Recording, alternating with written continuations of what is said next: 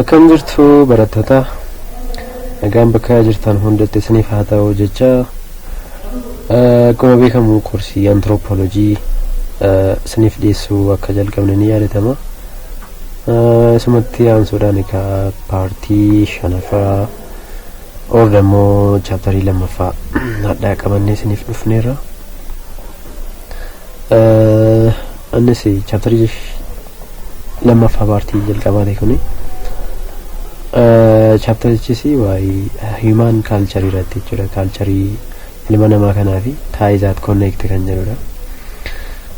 Konseptii kana irratti jechuudha kan inni nuti irratti xiyyeeffannee tiitoriyaalii isiniif kenninu jechuudha. Akkuma beekamu chaanaalli kuni deeggarsa keessan gaafata. Baay'ee deemaa hin jiru jechuudha. Warri ilaaltan illee subscribe godhaan jirtanu yeroo ilaaltanus immoo likes godhaan jirtanu akka inni immoo ba'ee barattoota hunda bira ga'uudhaaf liking keessan subscribing keessan baay'ee nu barbaachisa waan ta'eedhaaf nuufis immoo jajjabina nuuf ta'a akka nuti jajjabaannee koorsii biraallee qabannee takkatoo isiniif dhufnuudhaaf subscribe gochuudhaan jalqabaan isiniin jedha. Shiyoon kana isiniin jedhe karaa introductionitti yeroon seenu introductionin kooriin konseptii chapterii kana keessa jiru jechuudha. Maal fakkaata jennee gaafa ilaallu culturii neecharii isaatiin wal qabsiisnee hiikanii kenninaa fi we will define culture and identify the specific characteristics that make human culture unique compared to other social structure. Hiika cultureedhaaf ni kennama jechuudha. Anthropology perspective in cultureedhaaf hiika akkamii kenna seedu. Kan biraa immoo maaltu culturii kana specific godha jechuudha. Maaltu unique godha. When we compare to other social structureedhaan gaafa nuti compare goonu wantoota biraatiin unique isa maaltu godha seedu. Unique feature culture isaas ni ilaalla jechuudha gara gadii irratti. Inni lammaffaan immoo behavioral frameworks kan jedhudha. Achi jalatti an exploration of a key components such as norm, value and the symbols that govern how individual act within a society. Componentiiwwan warreen kana normii jechuun maalidha, value jechuun maalidha, symboliin maalidha, warreen kun immoo akkamitti govern godhu jechuudha namoota jechuudha. Jireenya guyyuu hawaasaa keessatti akkamitti wantoonni kun sadan isaanii immoo hawaasaa keessatti individually govern godhu seedu ni ilaalla jechuudha. Inni sadaffaan immoo cultural patterning culture immoo akkamii we will see as a universality, as a generality and also as a particularity ni ilaalla jechuudha. Innis generally patterning isaa akka addunyaalessaatti culturein akka walii gala addunyaatti jiraachuu ni danda'a. Gaafa keessa galee dippiliin ilaalla culturii kamiitu addunyaalessaa universaaliidha. Isa kamtu moo universaalii miti seedu ni ilaalla. Culturii kamtu generaliidha. General gaafa jennu it would be common to the several but not all groups. Akka gruupii akka addunyaatti ta'uu dhiisuu ni danda'a garuu immoo bakka hedduutti several ta'uu ni danda'a. Namoota culturiiwwan hedduu biratti practice godhamuu danda'u culturiiwwan akkasii. Inni biraa immoo particular unique to specific tradition society'n tokko qofti kan inni practice godhu ta'uu ni danda'a jechuudha culturiin tokko tokko.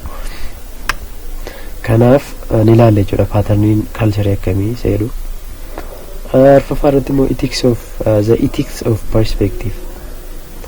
Ethics akkamii qaba perspective akkamii jira culturii keessatti seeduudhaan immoo a critical look at ethnocentrism which is judging other by your own standard versus cultural relativism. Understanding culture on their own terms ni beektu termiin kun lama ethnocentrism fi cultural relativism maal akka ta'e gara gadiitti baratanii dhuftanii ta'e abdii qaba. Kanaafuu konseptii kana ni ilaalla jechuudha. And how this interact with the concept of universal human right. Akkamitti mootummaan seentalizimiin kun cultural relativism kun immoo interact akkamitti interact ta'e concept human right ti wajjiniin immoo deemuu danda'a isa jedhus ni ilaalla jechuudha. Sirriitti dippilii keessa galee ilaaluu dandeenya gara gadiitti maanni ethnocentralism cultural relativism jarreen kun lamaan maanni walitti dhufeenya human right jedhu baay'ee sirriitti keessa galee concept interesting jedha waan ta'eef kan namatti toludha waan ta'eef ni ilaalla jechuudha. Shanaffaa irratti immoo dynamics and social structure. As jalatti immoo we will examine how culture evolves over time and conclude with study of foundational building block of society such as marriage, family and kinship. As jalatti culturein akkamitti evolve ta'a over time. Culturein evolve ta'a deema akkuma beekamu develop taasanii deema jechuudha. Dhumarratti immoo wanti nuti ittiin conclude goonu chapterii kana foundational building block of society warreen ta'an fakkeenyaaf kanneen akka marriage, family, kinship wantoota jedhu kanaan jechuudha concept termii kanaan ilaaluudhaan ni xumurra jechuudha. Gara sumaan gara pointii jalqabaatti yeroo dhufnu karaa hiika defining culture isa jedhutti jechuudha. Culturein akkamitti define godhama isa jedhuudhaafi culture is a broad and multi-phased concept lacks a single universal definition. Culture baay'ee broadidha termii broad ta'edha conceptii baay'ee broad ta'edha fi multi-faceted ta'edha. Innis singilii fi yookiin universal definition hin qabu. Definitionii single ta'e hin qabu. Culture jechuun kana kan jedhamee lafa kaa'amu miti. Innis discipliniiwwan garaa garaatiin subjectiiwwan garaa garaatiin haala garaa garaatiin hiikni itti kennameeti kan inni jiru jechuudha culturein. However, in the field of anthropology and sociology, it generally understood through the following perspective. Garuu anthropology and sociology ni haalli jirti lafa kaa'an jechuudha hiika culture bifa garagadiiwwan kanaatiin haalawwan kana perspective waan namoonni sadan kun ka'aniin jechuudha hubannoon jara anthropologistii fi sociologistiin qaban jechuudha. Anthropology sociology naalli itti lafa kaa'u fiildiiwwan kan lamaanii. Kanaafuu hiikni nuti asitti kenninu hiika anthropologitis or dammoo kan sociologitis jechuudha. Hiinni jalqabaa a comprehensive system jedhee kan lafa kaa'e jedha Edward B. Taylor namicha jedhamudha. Describe culture as a complex wholedha encompassing everything from knowledge, beliefs to law, art and habit developed by individuals within a society. Kana jechuun as a complex wholedha culturein gaafedhu culturein all encompassing dha wanta hunda of keessatti kan qabatudha jedha namichi. Maal fa'aa of keessatti qabata? Knowledge of keessatti qaba, beekumsa of keessatti qaba culturein. Beliefs of keessatti qaba jechuudha. Seerota of keessaa qaba jechuudha. Aartii of keessaa qaba jechuudha. Habitiiwwan society'n tokko develop godhu namni dhuunfaan tokko kan itti practice godhu kan itti jireenya isaa tokko kan itti gabaanne kan godhu sanallee ta'uu ni danda'a jedhaara namichi kun. Fakkeenyaaf isiniif roonne sirna gadaa gaafa laaltan sirna gadaa keessa beekumsa dabarsuutu jira. Biliifii jira. Kana biratti seerota garaa garaa jira sirna gadaa keessa. Seera bulchiinsaa jira. Seera garaa garaa jechuudha. Seera lafaa jira. Seera yakkaa jira. Seera garaa garaa jira. Seera siviilii jira. Seera hedduu jira jechuudha. Kanumaanis aartiitu jira gadaa keessa jechuudha. Wanta hunda of keessatti qabateera jechuudha. Kana jechuudha hiikni Edward B. Taylor lafa kaa'u complex wholedha jennee nadhu kana. Inni lammaffaan immoo human creationidha kan jedhee lafa kaa'u B. Milanovics namichi jedhamu. Innis view culture as handwork of man. Wanta namni tolcheedha, nam tolcheedha akka nam tolchee jechuuti yaadne isaa. lafa kaa'edha waan namni uumedha culturein jedha. To him it is cumulative tool or a medium that human create and use to achieve their goals. Ilmi namaa tokko goolii tokko achieve gochuudha jedhee as a medium wanta inni waliin jireenya isaa keessatti uummate jechuudha. Waliin jiraatu culture inni lafa kaa'uu qabna lafa keenyaa hiikatti kenna jechuudha namichi kun. Inni sadaffaan immoo total experiences.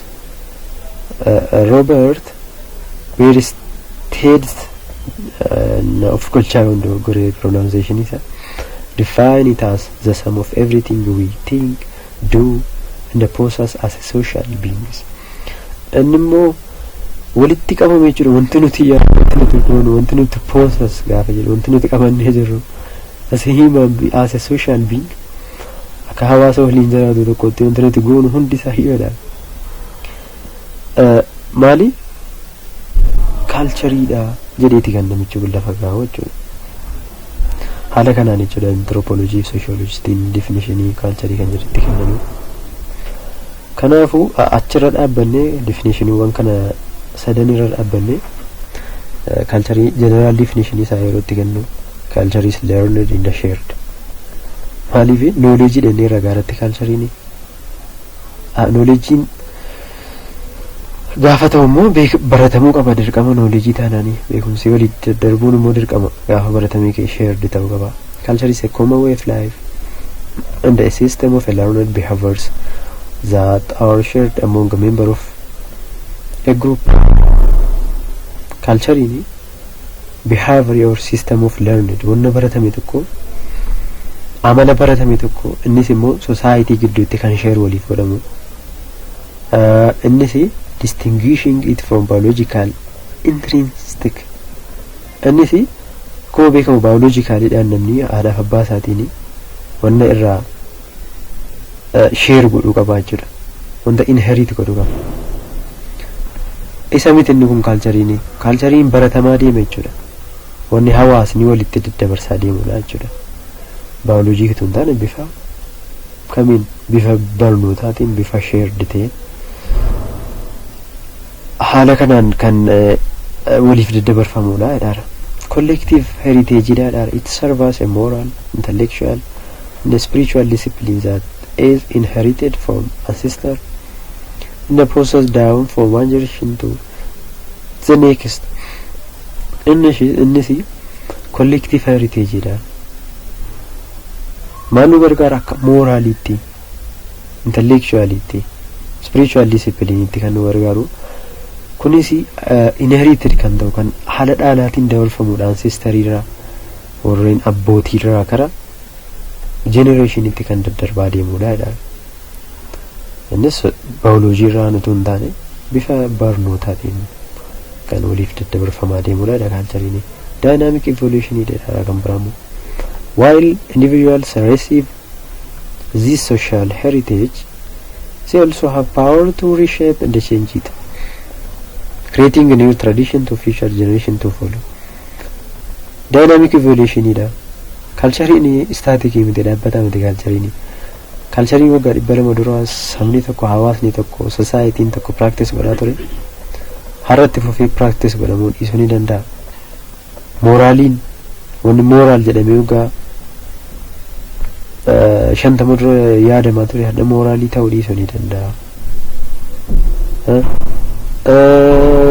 Intellectually wanta jedhamee yaadamu wantoonni hedduun change ta'aa akka haalatti deemantu ni mul'ata jechuudha. Fakkeenyaaf isinii fudhadhe hawaasni hedduun dura jechuudha qonni kan inni ittiin gaggeeffamu maaliin jedhanii kan jiru yaadanu maaliin practice godhaa turan sangaadhaan jechuudha qotiyyoo fayyadamaniiti. Amma garuu dhaloonni amma ammoo maanni culture sana jijjiiree gara bifa tiraakteriitiin qotuudhaan oomishtummaa isaa guddifachuudhaan haala kanaan jechuudha kan inni jiraatu. Kanaafuu haala ittiin generationidhaan jechuudha bifa adaptationii culturein dynamicaliidhaan jechuudha jijjiiramaa dhufaaraa jechuudha. Jijjiiramaa deeme jechuudha jechuun karakteriin culturein qabu tokkos jechuudha dynamic evolutionii qabaachuu isaa agarsiisa jechuudha.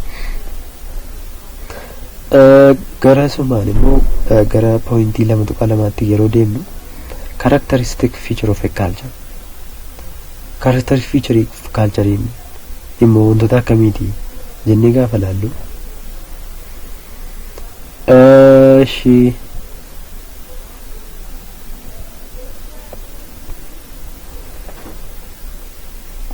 akkuma garuu walitti ilaaluudhaaf yaadnee turre culture'n learnedidha, inculturation jira. Culture isn't in your DNA. We acquire it after birth by interacting with our environment and learning the rules of our society. Culture'n through generationidhaan kan inni ta'u maayini bifa barnootaatiin learned kan ta'udha. DNAdhaan miti kan darbu culture'n.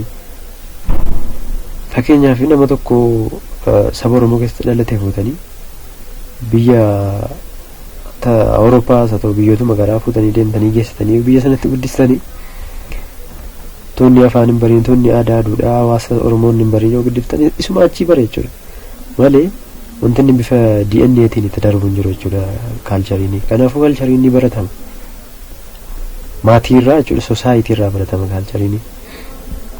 An example, an Oromo child is not born knowing the different stage of Gadaa grades. Gadii garaadhaa boo gaafa haadha isaarra dhalatu barateeti miti kan inni dhalatu ilmi tokko. Kanaafuu gaafa erga dhalatee keeti jechuudha. So time gaafa inni baratudha jechuudha. Aadaan kan dhalootatti darbu jechuudha. Inculturation jenna learned gaafa jennu. Inculturation jenna jechuudha.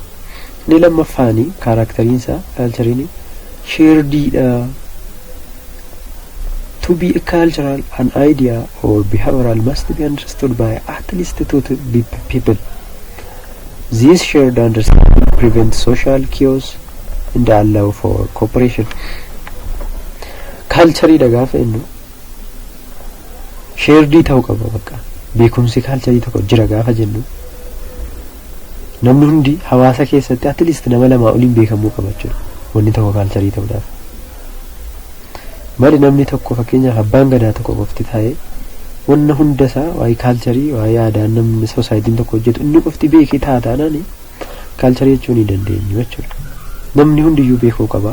At least namni lama ol beekuu qaba culture tokko culture ta'uudha. Yoo nama tokko qofaan beekamee hafetee rakkoo uumaa jechuudha. Maaliif eessaa fidde ka aadaa akkasiitiin jechuu danda'a hawaasni. Kanaafuu culture'n shared ta'uu qaba nama lamaaf isaa oliin yoo bicate. Inni sadaffaan symbolikiidha culture'n. Humans use symbol like words, flags, gestures to represent their abstract ideas. Akkuma beekamu ilmi namaa simboliiwwan garaa garaa ni fayyadama jechuudha yaada isaa tokko ibsachuudhaaf. These symbols doesn't have a natural connection to what they mean. Natural connection wanna jarri represent godhaaran sana wajjin direct relation qabaachuu dhiisuu ni danda'a. We assign the meaning. For example, a flag representing freedom. Bakka yaada abstractive jira jechuudha. Freedomii tokko freedomii jira ibsuudhaaf akka biyya keenyaatti ofirranne Itoophiyaa alaabaa magariisa diimaaf magariisa orangaadeef magariisa bicaa fi diimaa yeroo fayyadamtu jechuudha bifa keelloo jechuudha. Kan isheen keessatti wannoota hedduudha kan jirre keessatti ibsan. Diimaan maal akka ta'e keelloo maal akka ta'e magariisni akka maal akka ta'e hiikawwan garaa garaati jechuudha kan inni ittiin ibsamu. Akkuma beekamu bifti keelloo firiidamii keenya ibsaa haaluma jedhamee lafa kaa'amee jechuudha. Bifa simboliiti jechuudha. Kaalchariinis akkuma kana simboliidha. Aadaa Oromoo keessatti kaalcharii Oromoo keessatti ulee abbaan gadaa qabatan yoo laaltanii hiika garaa garaa hiika qaba jechuudha namni sun. Sanii galee kanaafuu simboliidha kaalchariin. Inni arfaffaan all encompassing. Culture isn't just a hey art or special event. It's everything in a daily life, from a tune we use to the way we think, the morals we hold. Example, Oromo culture isn't just the Irrecha festival, it is included daily life. Culture wantoota hedduudha kan inni of keessatti qabatu akkuma hiika garuu irratti kaasne Edwaardiin kaasnetti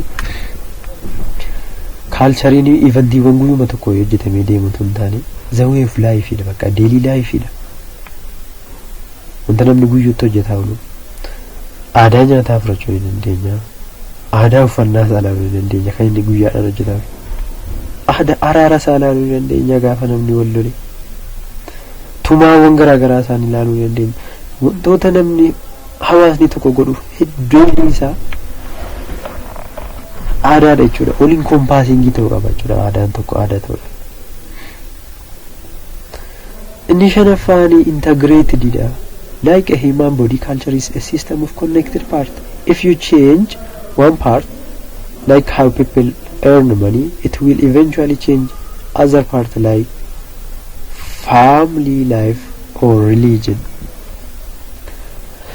culture interconnected dha gaafa jennu akkuma qaama namaati jechuudha miilliif mataan addan bahu akkuma jedhamu fakkeenyaaf aadaa hawaasa tokko keessatti politikaa ikonomii rilijinii faa jechuun ni dandeenya adda qoodanii ilaaluun ni danda'amu interconnected dha waan ta'eef politikaan hawaasa tokko ikonomii hawaasa tokko irratti kan xiyyeeffate jechuudha kan interconnected ta'e ta'uu qaba rilijinii isaatiin kan interconnected ta'e ta'uu qaba jechuudha kanaaf walitti interrelated dha integrated dha culturein kan jennu isa culturein ni jaafaani characteristics ni jaafaani adaptive fi mala adaptive dha culture helps humans survive in every environment adaptive but some cultural habits like pollution or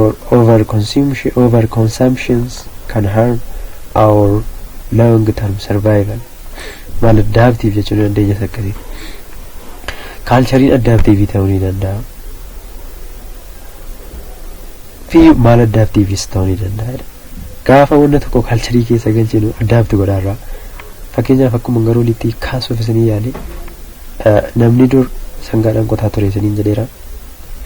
Ordamoo yeroo durii namni fardaan gaangeedhaan kan naannoo tokko naannootti deemaa ture sana dhiisee amma innis waa yeroo hedduu furatuudhaa fi makiinaadha kan inni ittiin fayyadamuu jalqabe konkolaataa fayyadamuu jalqabe konkolaataa kanaan yeroo duraan saatii dheeraa deemsa irratti balleessuu xiqqeessuu dandeera jechuudha kun adaptiivummaa culture agarsiisa garuu immoo maal adaptiivis fudhatee dhufuu ni danda'a jechuudha adaptiiviin kun gaafa makiinaawwan garaagaraa ofitti finnee adapti godhu culturii tokko keessa societiin tokko adapti godhu maal uumaara yeroo kanatti qilleensa naannoo isaa akka inni faalamuuf karaa banaara jechuudha qilleensi faalamuu ni danda'a jechuudha sababa makiinaawwan adapti godhe kanaafuu adaptiivis maal adaptiivis kaafanii ta'e mul'atu ni jira culturein torbaffaan daayinaamikiidha culturein staatikii miti dhaabbataa miti culturein over time change kan taatu deemudha culturein aadaa uffannaa sabni tokko hawaasni tokko uffatu waggaa 200 waggaa 300 duraa fi har'a is completely different ta'uu ni danda'a sinii galee akkuma kana bifa aadaan inni itti waa nyaatu haalli inni itti waa qopheeffatu fakkeenya tokko isinii fudhadhe haala itti nyaata qopheessanu gaafa laallu eelee suphee ni beektu ta'e namni nyaata biddeena sana irratti qopheeffachuu danda'a nyaatuma wantoota garaagaraa nyaachuuf fayyadamu isa irratti tolchuu ta'e fayyadama ture eegasii amma naannoowwan magaalaa irratti olaaltanii bifa elektiriikii ta'eera inni duraanii abiddatti qabsiisuudhaan qoraan itti funaanuudhaan kan inni fayyadamaa ture amma garuu jijjiiramee bifa elektiriikiitti jijjiirameera yuusi Kanaafuu jijjiiramaati kan inni bulu jechuudha. Overchange kan ta'udha culture dynamicii ta'uu agarsiisa jechuudha. Karaa pointii itti darbu keenyaan dura al tokko chaanala kana yoo subscribing goone please subscribe godha, like godha fi commentii mo barreessuun dagatanaa. Maaliif nu jajjabeessa wanni san reactionii sin gootan hundi isaayyuu nu jajjabeessa waan ta'eef gara fuulduraatti karoora hedduu qabna.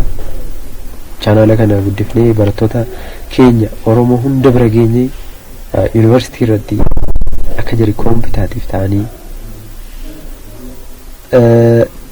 barnoota isaanii illee qabxii bareedaa fidanuudhaaf ammas immoo gara gadii high school irratti illee barattoota hedduu gargaaruudhaaf waan viizinii qaqqabanne kaanedhaaf chaanala keenya nu jajjabeessuun keessan baay'ee nu barbaachisa waan ta'eef chaanala keenya subscribe gochuudhaan akka nu jajjabeessan ammas isin gaafadha irra deebi'ee. Gara pointii 2.3 gaafa darbinu aspects or element of culture. Culturein immoo elementii akkamii of keessaa qaba? Gara oliitti culturein total way of life enneerra culturii katti gaafa kennu a complex whole jenneera, human made enneerra, human work enneerra. Kanaafuu elementii akkamii qaba kan numti immoo of keessatti gaafa jennee ilaallu culture is a total way of life of a society. It's expressed through value, language, means, custom, ritual and law. Bifa hedduu keessaan jechuudha kan inni expressed ta'u. Value hawaasni sun qabuun, afaan hawaasni sun qabuun, meezii hawaasni sun qabuun, customii isaatiin, ritualii isaatiin amantiin ni gaggeessachuu danda'ama. Lawuu isaatiin seera inni qabu laaluu ni dandeenya jechuudha. Kanaafuu the two main aspects of culture are material culture and non-material culture. Culturein aspect is element isa haalawwan kana lamaan jechuudha, materialiif non-materialitti qoonnee jechuudha kan inni culture sirriitti hubachuu dandeenya. When we see the material culture refers to man-made physical object created and used by people. It includes tools, furniture, building, roads, bridges, dams, automobiles, and other technological equipment. Wantoonni kun hundi isaanii wantoonni taashi godhamu danda'u physical object ta'an hedduun isaanii maalidha? Material culture jennaanii wanta kan man-made physical object waan ta'aniidhaaf wantoonni fakkeenyi kun hedduun isaaniiyyuu maal jenna? Material culture jennaan. It focuses on external, physical, practical, utilitarian aspect of life. Wantootuma hawaasa keessatti arginu hedduu isaanii isadha kan nuti culture material jennu. Material culture is often associated with civilization as is shown as a technological and material development of society. Kanaafuu yeroo hedduu material culture haala kamitti ilaalama? Associated kan inni itti godhamu civilization, bifa civilizationiitti ilaalama jechuudha. Maaliif technological development isa agarsiisa waan ta'eef, guddina society tokko agarsiisa waan ta'eef material culture isa bifa civilizationiitti ilaaluu dandeenya jechuudha.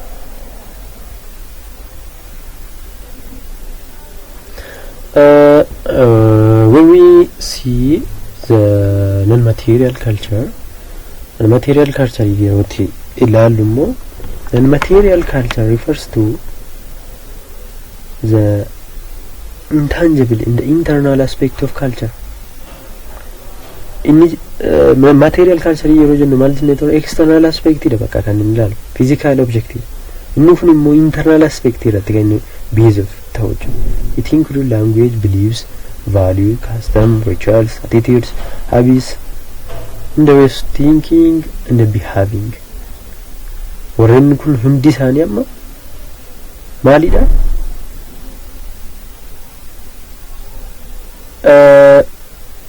externally da kan agarsiisu externally da kan agarsiisaa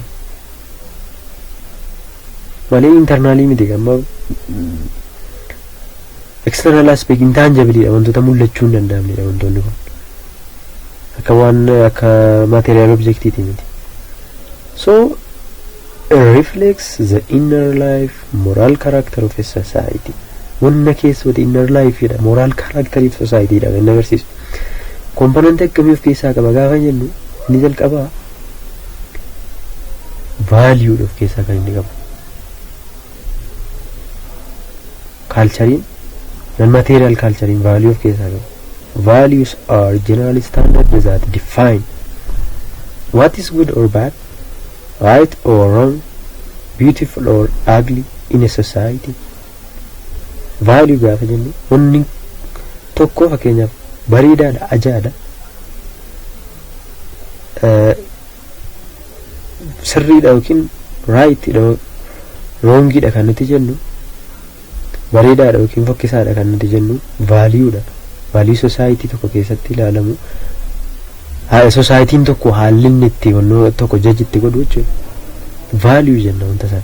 They guide people behavior in the shape social expectation. Kanaafu govern godha jechuudha value. Wanni kun bareedaadha lakki wanni kun bareeda miti kan jennu jechuudha. Kun sirriidha kun sirrii miti kun bareeda kun beautifulidha or uglyidha kan nuti jennu. Behavior society tokko expectation isaa shape godha jechuudha value ni. Ani lammaffaan beliefidha. Material culture keessatti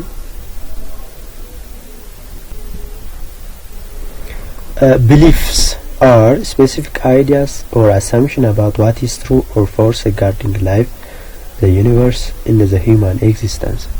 Belief jechuun immoo assumption nam ta'u yaada nam ta'u assumption way kun dhugaadha kun soba kan nuti jennu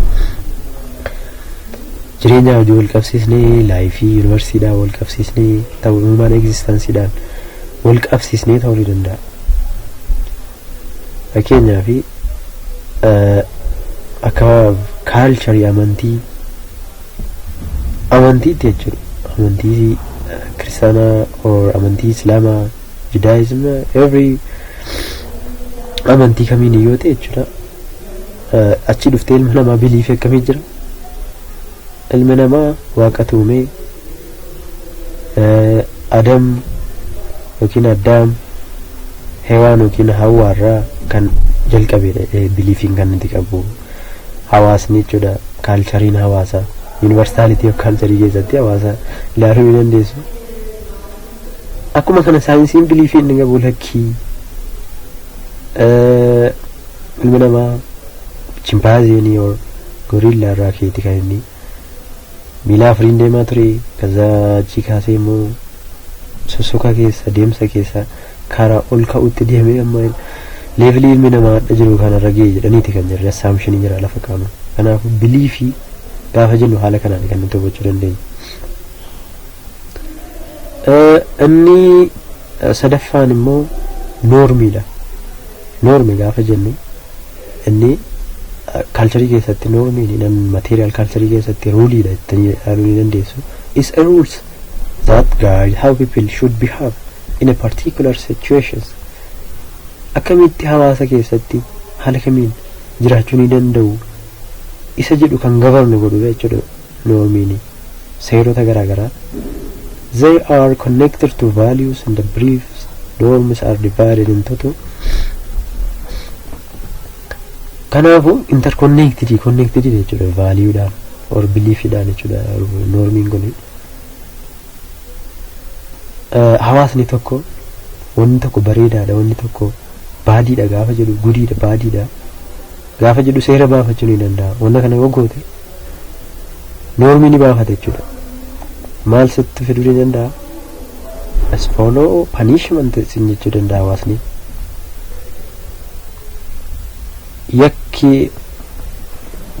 Yakka namarratti gochuun jechuun yakka follow gochuu ni danda'a jedha. Wanna kana yoo cabsinee lafa kaa'uu ni danda'a. Sun normiidha. Kanaafuu normiin gosa lamattidha kan inni qoqqoodamu, folkways fi moras jedhameeti. Ordinary everyday customs that are not strictly enforced. Folkway kan nuti jennu yeroo hunda kan dirqama bakka kan strictly enforced godhamu tun taane garuu immoo hawaasa keessatti kan hordofamuu qabudha jedhamee kan hawaasni expect namarraa godhu jechuudha. Fakkeenyaaf konkolaataadhaan imalaa jirtu jennu isin nama fakkeenyaaf ijoollee waggaa 20 keessa jirtan jennu sana booda